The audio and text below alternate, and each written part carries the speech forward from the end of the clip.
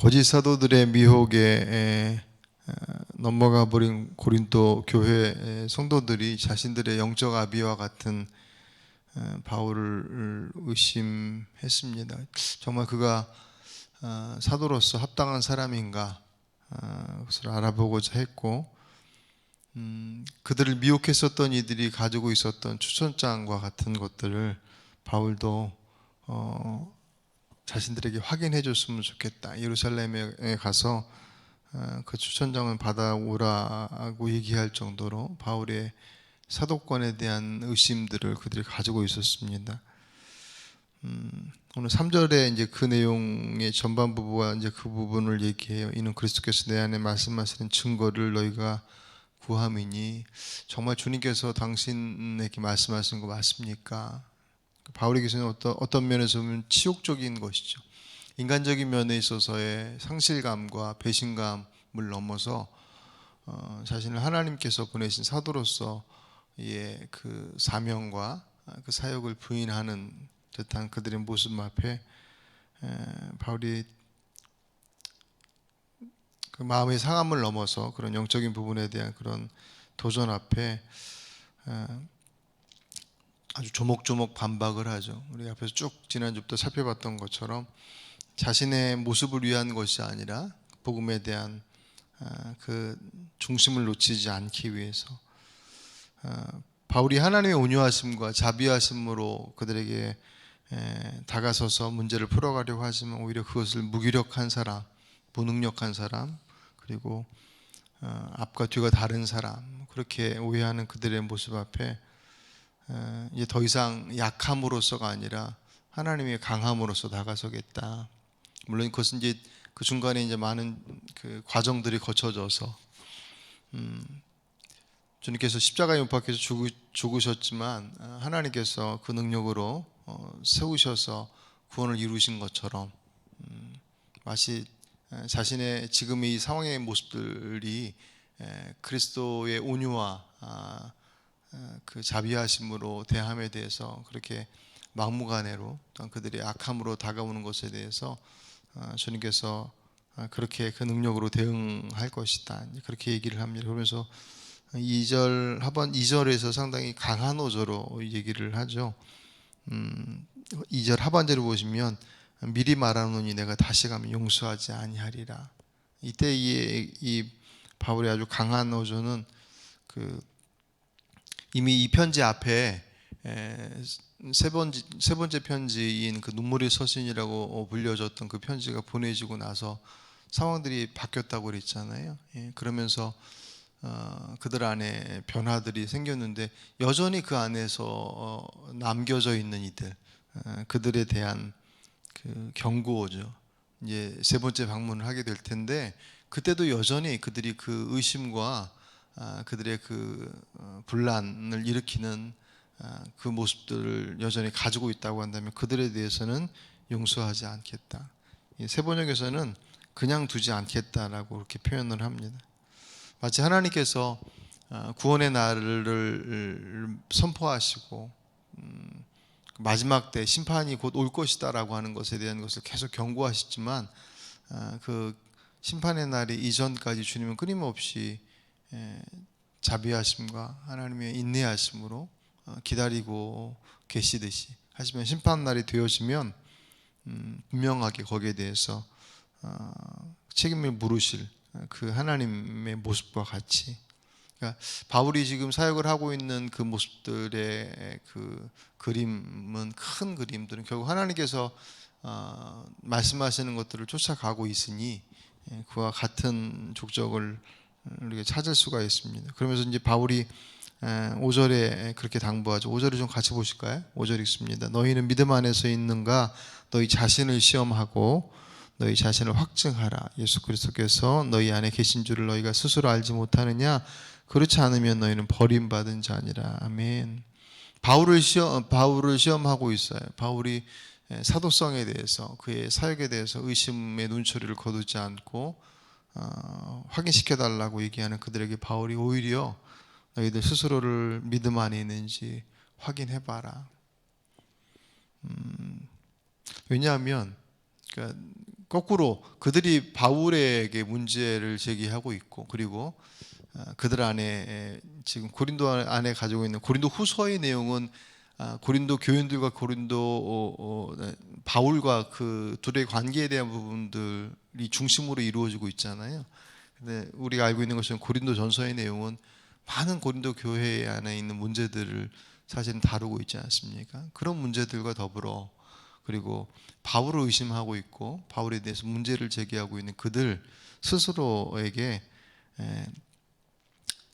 한번 돌아봐야 된다라는 거죠.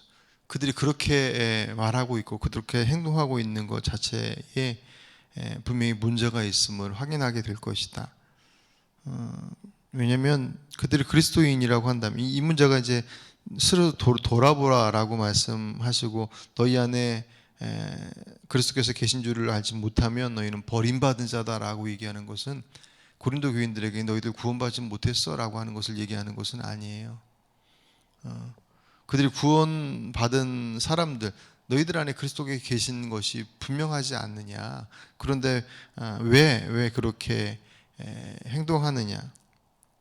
오늘 6절 보시면 우리가 버림받은 자 되지 아니한 것을 너희가 알기를 내가 원하노라. 말씀드렸던 것처럼 바울도 그렇고 고린도 교인도 그렇고 그들이 그리스도 안에서 구원받은 사람이 틀림없어요. 그런데 왜 그렇게 행동을 하느냐, 그 이유를 그들 안에서 스스로 검증하고 확인해 보라는 것이죠.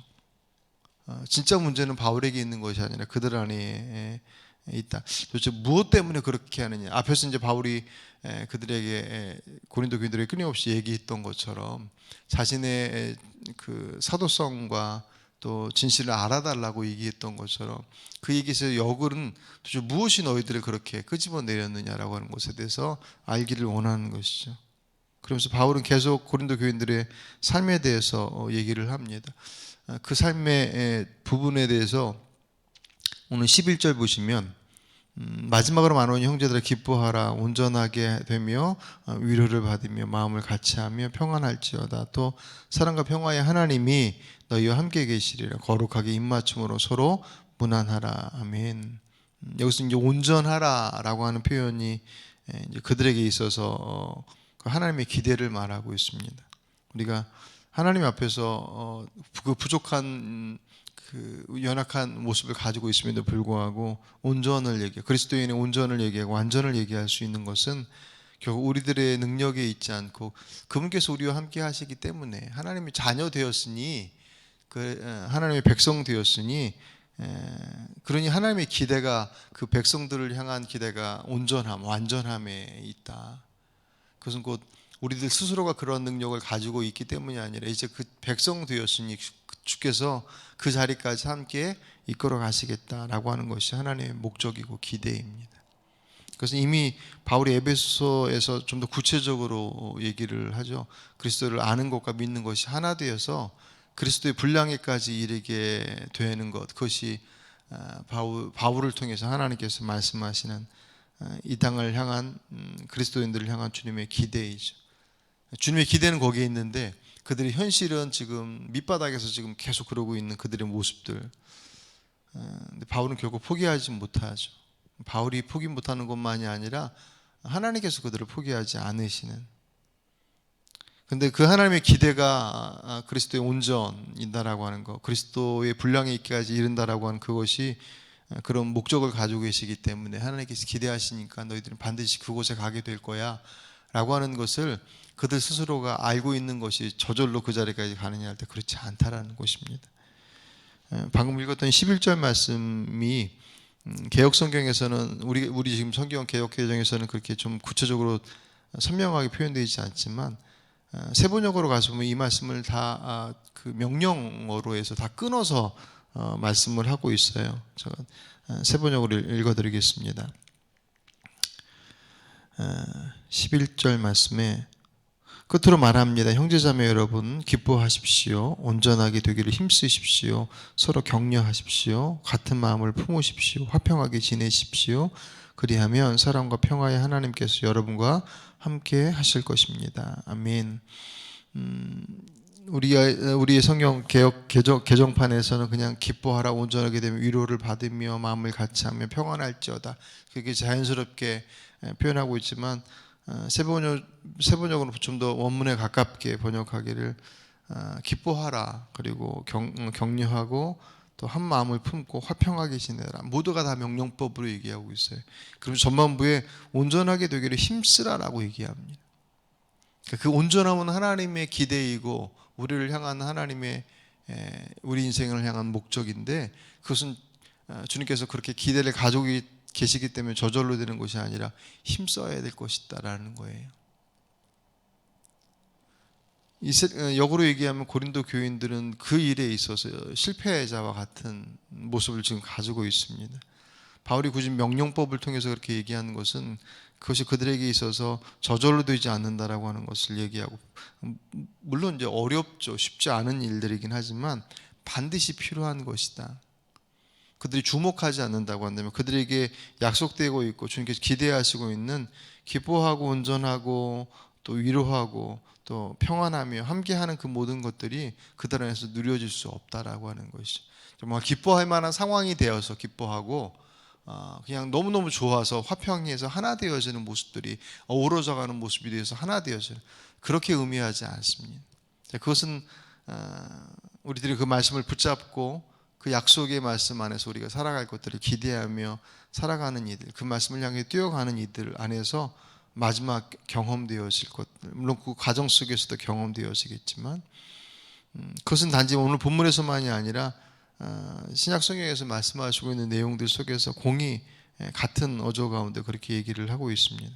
그래서 우리들 안에 있는 삶을 돌이켜보고 오늘 고린도 후서를 마무리를 하면서 바울이 그렇게 그들에게 부탁과 함께 경고와 같은 메시지를 전하는 것입니다. 다시 그들의 무너졌던 것들을 정돈하고 스스로 돌아봐서 그러니까 스스로 돌아봐서 조정하라고 하는 것은 두 가지 의미겠죠.